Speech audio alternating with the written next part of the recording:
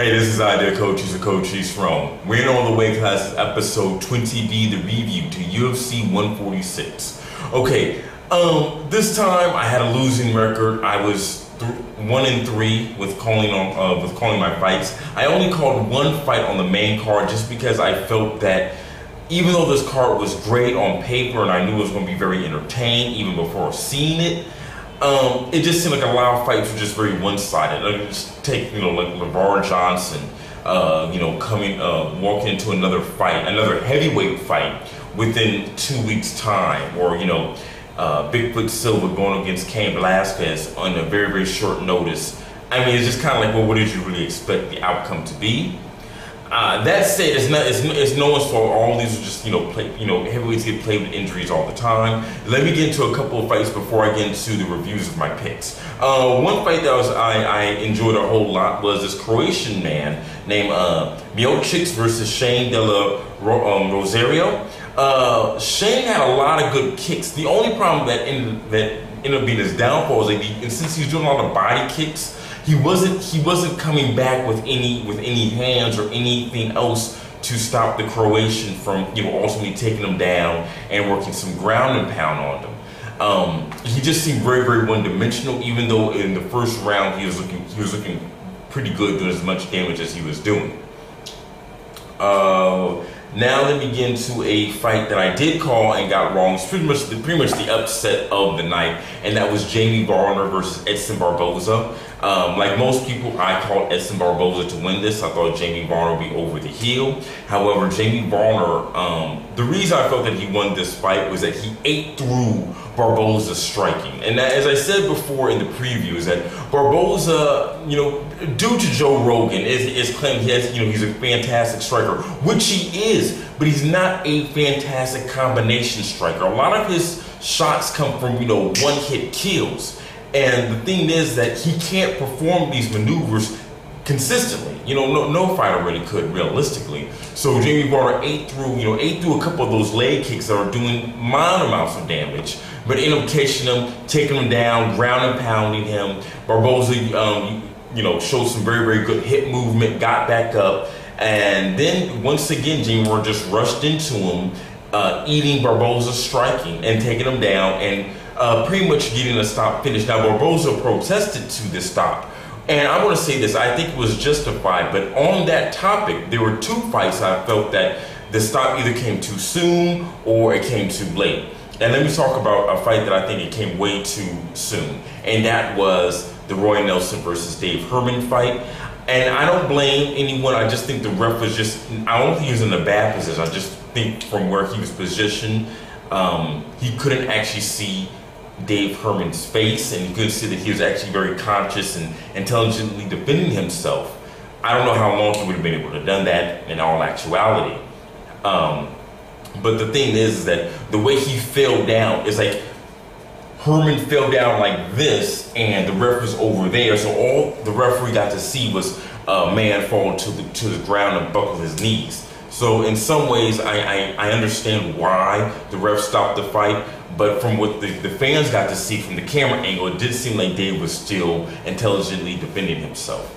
I want to also bring up a point that I think they should bring back ref cams, not for pay-per-views or even the free shows, but I think if it was to sell like a DVD as an extra, I think most fights should have the ref cam on them so you can see the fight from two different perspectives. I think it'd be a very, very good selling point, seeing how quickly and how fast the UFC is popping out these events.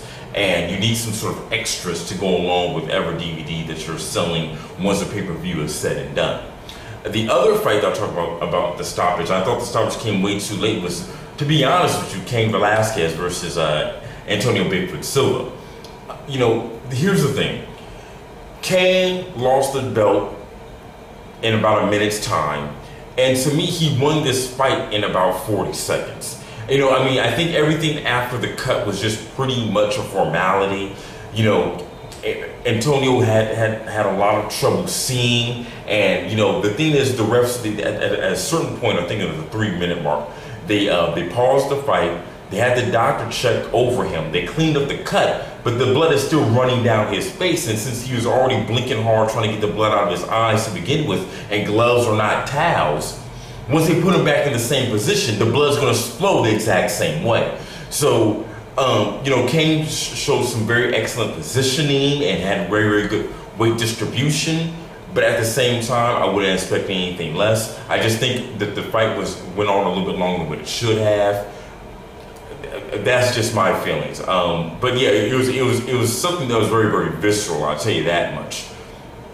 The other fight that I got wrong, and this has to do with Duane Ludwig versus Dan Hardy. To me, Dan Hardy was losing the fight up until the knockout. He even though the crowd was really behind him, and it was good to see someone who was once, one of the top contenders, come back from losing so much to get a W under him. The way that he won, I wasn't tremendously impressed with. I was surprised that Duane went down to I believe the left hook, which he did, but it landed flush. So, anyone can get knocked out at any time. I just felt that the moments leading up to that, I just felt Dan Hardy was getting rocked a whole lot more than Duane was getting rocked. Second, the last fight that I'm going to talk about that I got wrong, and that has to do with CB Dalloway versus Jason Mayhem Miller. And I'm going to talk about Jason getting fired. For those who don't know, Jason Miller got fired after the fight. Did CB Dalloway fight like a bitch? Yeah. But did you expect him to fight like a bitch? Yeah. I mean, that's how CB Dalloway fights. He did the whole lamprey, and the fight was very, very boring. Yes, Miller's hands are terrible. But at the same time, what did you expect with that kind of stylistical matchup? And everyone's talking, they was talking about how he fired him because he was wearing had the pink boa and the sash and the sunglasses, not taking this stuff seriously. I think it has nothing to do with that. I think Jason Miller is trying to make himself marketable. And you have to think about it like this. Jason has fought George St. Pierre for the belt. He's fought in Dream. He's fought in Strikeforce. He had the issue with the Gracie camp in Strikeforce. He was one of the coaches on The Ultimate Fighter. He's on Bully Beatdown. He's actually a very well-known guy. I mean, yes, it all has to do with fighting, but he has a lot of exposure to him. And so that kind of makes him a name, and he might be overpriced for what he's been producing inside the octagon. And I think that maybe he was just too high, just too well-paid of a fighter for what he's been performing in his last couple of fights. I think that's really the reason why he got fired, and had nothing to do with him wearing pink. Okay, so that concludes the reasons why I got wrong. The one fight that I'm talking about where I got right, and that was the main event, pretty much went the way I thought it was going to go. And more importantly, it went the way that Junior Dos Santos thought it was going to go, that it was going to be a second round knockout or technical knockout. The thing is this. Junior, let me adjust the camera a little bit here. Junior keeps his right hand, very, very low, but he stays way out on the outside. He keeps his right hand low, and you notice that he's not really looking to go just throw the straight right. He's actually looking to throw that uppercut. Now the uppercut is just by the nature of the human anatomy, is not a punch that you throw with the same regularity as you do with the straight right or a straight left, depending on your stance. But the thing is that since he knows how to stand in a certain distance and almost invites someone to come in and shoot for that single leg, and then because he's so quick with his reflexes that he can actually go 90%, 100% with the uppercut only and have a good chance to actually landing it. And unlike jabs, you can't eat through an uppercut. Once you get popped with that, you may not get knocked out, but you'll get rocked, which could eventually lead to you getting knocked out.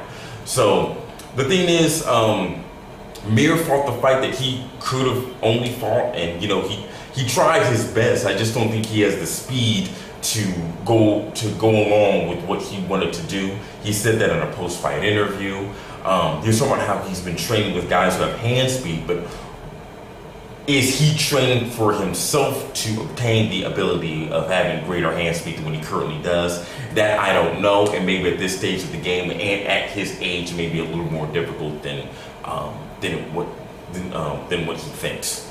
Okay, so that concludes my review of UFC 146. excellent card. Fun fights all around, from the mid card to undercard. Some of the, even the Facebook fights and stuff like that were pretty entertaining nonetheless. Let me get into the upcoming event on June 1st.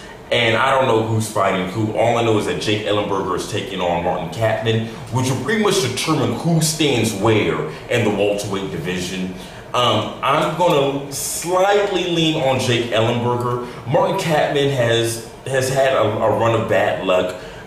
The split decision loss to Shields, the loss to Diego Sanchez, which I really thought he won that fight. I mean, I thought hands down Kampmann was going to get the W right there. The loss to Paul Daly is just like, he's almost kind of like Kuzma Parhar. So you see this guy coming up, he has the skills, and then once he gets somewhere where, it looks like he's going to be in the title contention, just something happens. So maybe he can break his luck and derail Jake Ellenberger. That I don't know. I'm just going to slightly lean on him. Other than that, guys, that's my review for UFC 146.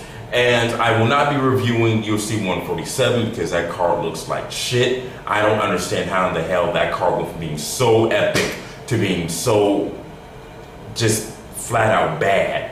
I'm going to reformat this whole way on the weight classes thing to accommodate the amount of MMA that's going on free TV as well as the pay-per-views sometime in the very near future. Until then, guys, take care.